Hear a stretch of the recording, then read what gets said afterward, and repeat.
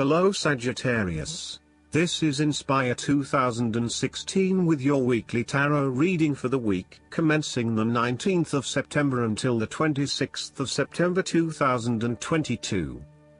The first card for you is representing, how do you feel about yourself? Your card is the Ten of Wands.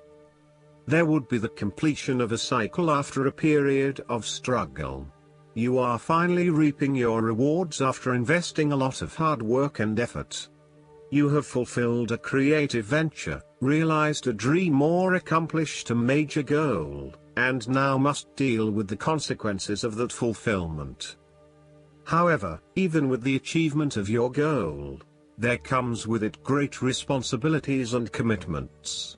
While you have reached a point of completion, you are becoming starkly aware that you must now carry on with the responsibilities you have laid out for yourself, in order to ensure ongoing success. The trouble is, however, that these responsibilities may become too much to bear and you are struggling to let go. It is a bit like the business owner who creates a flourishing business but who is unprepared to delegate some of her responsibilities to the staff, and ends up working 70-80 hours a week. The inspiration and creativity that was associated with the initial goal or vision rapidly disappears, and everything becomes hard work all too quickly. Thus, it is incredibly important to let go of or delegate some of your responsibilities in order to free you up to still enjoy life. This is a reminder of how much we take on in our lives and all the extra burdens and responsibilities we weigh ourselves down with. We take on so much, trying to do all the things that need to be done. Thus, this card asks you to stop and examine your current lifestyle or work. Assess which activities or tasks are really urgent or really important, particularly in relation to your broader goals. You may need to employ various time management or prioritization methods in order to determine where best to spend your time and which tasks you can drop. Your goal needs to be greater efficiency, whilst also freeing yourself up for rest and relaxation when you need it. This card can also mean that you are being oppressed by outside sources. You are overworked, overtired and overstimulated. You have more on your plate than you can possibly handle and you have taken on too much at this point in time. In an effort to get to the finish line, you have found yourself overwhelmed with the extra responsibility and activity. You need to stop working so hard.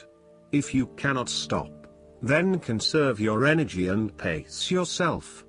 When you are overcommitted, everything becomes a strain. The second card for you is representing, what do you want most right now? Your card is the Ten of Pentacles. What do you want most right now is reaching a point of completion and accomplishment in your journey. This sense of accomplishment is likely to be as a result of an improved career path, more solid financial reserves, a stable home environment and a possible committed and long-term relationship.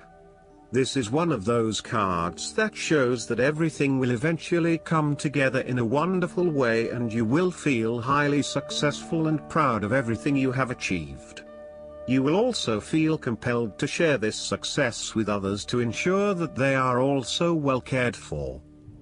With the focus on the family, you may be more inclined to direct a lot of your energy into ensuring that your family has everything that they need, from finances to security and a good home life. You want to ensure that your children and family will always have everything they need. This card shows how family, or even extended family, is incredibly important. It represents tradition, being a part of something bigger and realizing that the blood of your ancestors runs through your veins. It signifies that you are part of a long chain of individuals who subsequently creates a family, a tribe and a society. It provides structure where you can sit safely and comfortably, knowing that you are a part of history and heritage. The Ten of Pentacles is also a card of affluence and wealth. You are blessed with material abundance and are now free from any sort of money troubles. You feel financially secure and you are fortunate enough to have luck and success on your side to ensure your financial reserves are high. This card reflects permanence and creating a lasting foundation for future success. It is a card of commitment to a sustainable future, taking into consideration not just the short-term benefits of a particular venture but also the long-term benefits. It is about investing in the long term and knowing that you need a consistent approach in order to achieve success that will last the test of time. The third card for you is representing your fears. Your card is the Page of Wands. You are afraid that your new ventures or projects might not be successful. You may have had a vision to start a new hobby or project, with the view that it would lead to bigger and better things, but you soon realized that you had taken the wrong approach and it wasn't leading to the growth and development you had expected. You may have started to realize that you had not really focused enough on what your goals and objectives were, and that is why you were not reaching the outcomes you wanted. Luckily, you had not progressed too far along and were able to easily retreat from those projects with limited impact. Sometimes, too, these setbacks can be helpful in testing out new territories and exploring what will and will not work for you. You may also find that your eagerness to start something new has been negatively impacted by complexities, obstacles and opposition, which has resulted in a lack of motivation and indecisiveness about your path forward. You may also be fearful of whether you can really get your project or idea up and running, or if you are just going to be weighed down by more responsibility and troubles. The Page of Wands can depict a person who is immature with a self-image problem. It could be someone who is mean-spirited and aggressive, or someone who is helpless and always a victim. This is someone who never has anything good to say, is always pessimistic, and always brings everyone down. This person undercuts your enthusiasm and your self-confidence. Often, this is a superficial, lazy and arrogant person, one who is unwilling to make an effort, and is uncooperative and impatient. The fourth card for you is representing what is going for you. Your card is the Queen of Swords. You will meet a female significant figure who is most likely from the air sign, who is stern and composed, and without much feeling. If you are single, she might be someone that you're looking forward to be your partner. On the other hand, this card also represents the intellect's ability to judge and discern impartially, without the influence of emotion or sentimentality. She likes to know the how, what, why, where, when and who of everything to help her make sense of her environment and to better understand others. It is not that she does not care about others, but she connects to other people through an intellectual understanding rather than an emotional understanding. The Queen of Swords is a sign that you need to be independent in thought and in judgment. You must use your unbiased intelligence in order to make a judgment of a particular situation, drawing upon every piece of information and fact that you have gathered along the way. Empathy or compassion towards others may distract you from the task at hand, so it is important that you think with your head and not with your heart at this particular time. Do not let emotion get in the way. Rather, use fact and logic to make your decisions. The Queen of Swords also has an innate ability to tell it like it is. She is a quick thinker and highly perceptive, and as such, she can cut through the noise and confusion to get straight to the point. There is certainly no beating about the bush, or softening of her comments, opinions and thoughts. She is upfront and honest about her opinions, and expects the same from others. The best way to interact with the Queen of Swords, therefore, is to remain as impartial as possible, and to present your thoughts and opinions concisely and honestly.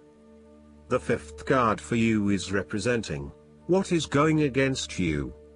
Your card is The Ace of Cups. You are afraid that you have to curb your emotions somewhat for your greater benefit. For example, ending a relationship may spur you on to wanting to cry for days on end, but in order to heal, you really need to push back the tears and fight on in order to retain a balance. Try not to let your emotions get the better of you or take an unhealthy hold of your life. Sometimes it is possible to express ourselves too much, and in doing so, share our vulnerabilities or worse, attack the vulnerabilities of others. Find ways to constructively express what you feel so that you can continue through life with a more balanced perspective. Alternatively, the Ace of Cups could also suggest that you have repressed your feelings too long and it is now the time to release them. You may have bottled up so many emotions that you have become almost void of feeling true emotions and instead feel a general numbness inside. You are withholding your emotions for fear of getting hurt. You know that in order for the relationship to move forward and flow freely, you must eventually trust in your partner, but for the time being, you are holding back. You may also be experiencing a roller coaster ride when it comes to your emotional well-being.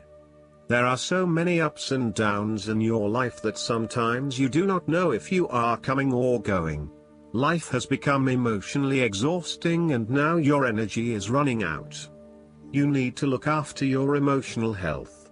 Be conscious about how you are feeling and how this may be impacting your responses and reactions. The last card for you is representing the likely outcome that you may have. Your card is the Three of Swords.